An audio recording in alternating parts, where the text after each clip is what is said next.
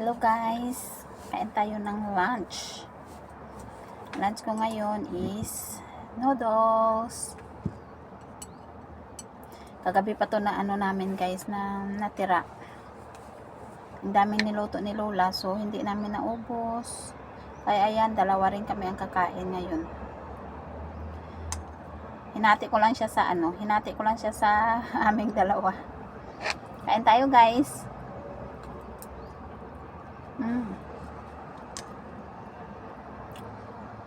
Ito yung nagustuhan ko na noodles, yung malaki. Masarap. Saka may itlog na isa. Every morning kasi nagluluto ako ng itlog. Nagbo-boil ako ng itlog, dalawa, tag-isa sa amin ni Lola.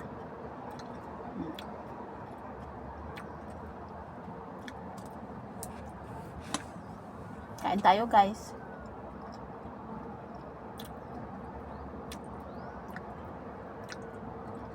Ito lang yung aking lunch. Kagabi gusto ko sana ngayon mag fried rice, kaso naalala ko may noodles pala. Kaya hindi na ako nag fried rice.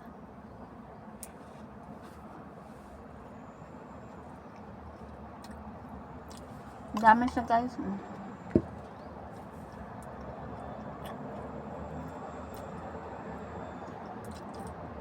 Na-miss ko kayo guys. Tagal ko nang hindi active sa Super busy talaga guys, everyday. Tapos minsan lang ako makapag-holiday, kung minsan isang business lang sa isang buwan. So, super busy talaga as in. Kain. Kawawa guys yung mga sa sunog dito sa Hong Kong. Daming namatay ng mga inchik. Yung Indonesian, Siyam yata yung namatay. Kasi yung building na yun is yung mga nakatira doon is karamihan mga matatanda. Kaya yung kanilang mga katulong is mga Indonesian. So, daming Indonesian yung hindi nila yung mga katulong na Indonesian, hindi nila mabuhat yung siguro yung mga matatanda kasi karamihan nagwi-wheelchair. So yung elevator hindi gumagana kapag may sunog. So maghagdan talaga sila. Siguro ang maraming namatay is yung unang building na natupok ng apoy kasi ang bilis ng ng apoy guys. Ang bilis ng pagkalat ng apoy kasi dahil sa bamboo scaffolding at saka sa net na rin na sa apoy.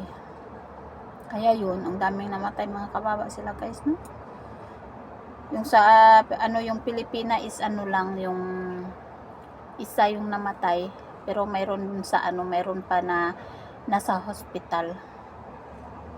Ay nako, hindi natin yung buhay natin guys, sa isang iglap lang mawawala. Okay guys, kain muna ako guys. Thank you so much for watching. Na-miss ko kayong lahat. Bye bye, love you all, God bless.